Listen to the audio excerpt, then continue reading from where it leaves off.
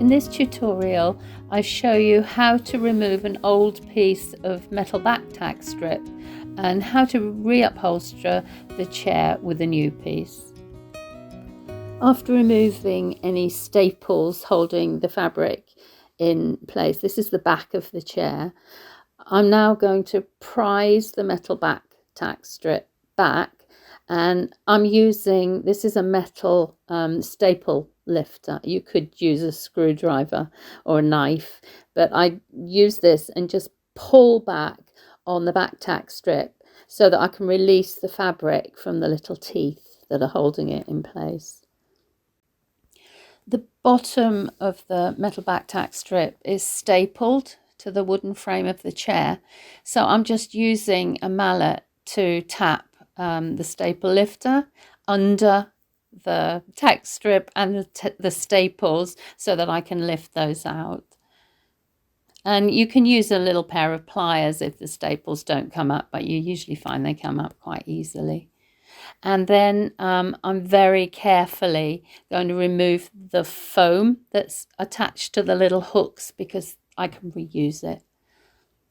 Take a look at the bit you take off. It'll give you an idea of how much fabric you need to hook into those teeth. But when you cut your piece of fabric, make sure it's bigger than the one you take off. You can always cut more later, but you can't add it on. This is the outside arm of the chair, and the metal back-tack strip runs just along the front edge. You can see a little bit closer on here how the back-tack strip is stapled to the chair. And if we look here, you can see all these little teeth that are holding everything in place. You can also have a slightly closer look at how much fabric is caught inside the teeth and the foam. And it looks very, very little here, but when I put the top cover on, I'll show you the technique I use to gauge how much fabric I need. And as I said before, always cut plenty and then you can trim it back. Now I've bought this in a long strip from Amazon. I bought 1.5 meters. You can buy however much you want. If you're going to be doing a lot of upholstery, then you can get it from a wholesaler's. So what I've done is just come fairly close to the top, and I've started at the top putting the staples in with them close to the stitching on the piping, and I can just come around, and at the bottom, don't use your best scissors, but you can just cut off where you want. You can cut it in between or just through the metal. It's quite soft and maneuverable. Just make sure you haven't got a really sharp edge underneath. So even if you wanted to finish a little bit higher, you can do that because you can just pull your fabric underneath. So I've set them all in place now, bent around the corner, all gone in really nicely. If you get one like this that hasn't gone in properly, and it's quite possible that's hit another tack, I just use a little bradawl, and then I can just tap in that little gap. Okay, and then everything, it feels like they're in okay, you're ready to put on your cover. And then before we bring the fabric down, we need to get the foam back in place. And you can see where it's come off, and that just needs, remember these are going to come right over to here, so you just need to set it so that these little hooks are going to be able to catch it and pull it down. But you can see on this bit where it's sat, so I can just kind of work out where the edge of that is, because that's going to pull it around. Just hold it in place there. I've now stapled part of this underneath. I've got enough here to maneuver still. I'll put some very temporary staples in the back here, and I'm now going to concentrate on the front. So I've pinned this the other side of the piping. So what we need to bear in mind when we catch it on this back-tack strip is that it's going to pull it forward. So I would leave the width of the piece where the hooks are that's going to come over. So if you set it on those hooks, remember, it's going to be stretched forward. So that's just something we need to bear in mind when we're fixing it.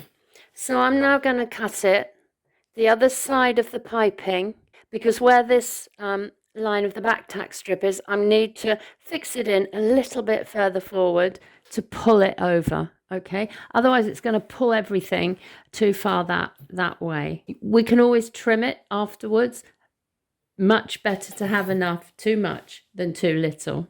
So find the piping line and cut up here. The piping is here and I'm going just the other side of it. Okay, so I've now taken this back just a little way over the piping, and you can see when I tuck that in already, that's coming in quite close. But I need to come back a little bit over that to hook it in and pull that forward. That's perhaps a little bit too far to pull it forward. Okay, so you can just play around with that a little bit, but once you've hooked in, it's not so easy to release it. I've just trimmed this at the top because that's coming around there and I don't want too much bulk. Okay, so that will just sit neatly around there. I'll then just come back a little bit, get that in there, and then pull forward. Okay, and you can see how that's now stretched that across. And we need to do that all the way down. And you can actually hook into place quite a way before you pull it. All right? And then just pull forward on and that will hold that on those little teeth. And I've just come back just to show you how this is automatically catching the foam in at the same time. So we take a slightly closer look. Make sure everything is staying up and coming across and you're not pulling. I mean, if you haven't got stripes, it's not going to notice so much. But with me, especially, I have to be really careful to keep this level. So what I've done is just tuck the raw edge inside here. Okay, and then just fix that in there. And that actually sits at quite a nice angle, which is just enough for me. Oops. To pull that over without it pulling it out of shape. So we get all this in, keep pulling at the bottom as well, making sure everything's coming down level and straight. And just push that as far as you can. And at the end of it, then I'll show you, we give it a bit more of a bash to really hold it into place. The other thing I'm doing is just using my regulator to keep that raw edge inside. And if you have little bits of thread that stick out, you can always just poke them in with the reg afterwards. Okay. The other thing I'm doing is as I'm coming over is just putting in a couple more staples at the bottom. Still need enough to be able to play with, but just as I come around, I can ease over at the bottom, and then I can see that I'm keeping everything straight and level. I've now got to the bottom, and the next thing is to make sure this is really firmly home. So get yourself a wad of fabric and your hammer and gently hit that home, and that will sit then really neatly inside that piping. Okay, you see how that's tightening up there nicely. So that's all hammered in place, fixed and hammered in place. If you have any sagginess or wrinkles, you can then release the temporary staples that we put in under the chair and at the back of the chair, just to pull everything a little bit firmer and have it really smooth and level and in place. A couple of things to note when you come around a corner. I don't know if you can see this little piece here is bending because it's not going to want to sit down level, and this one on this curve.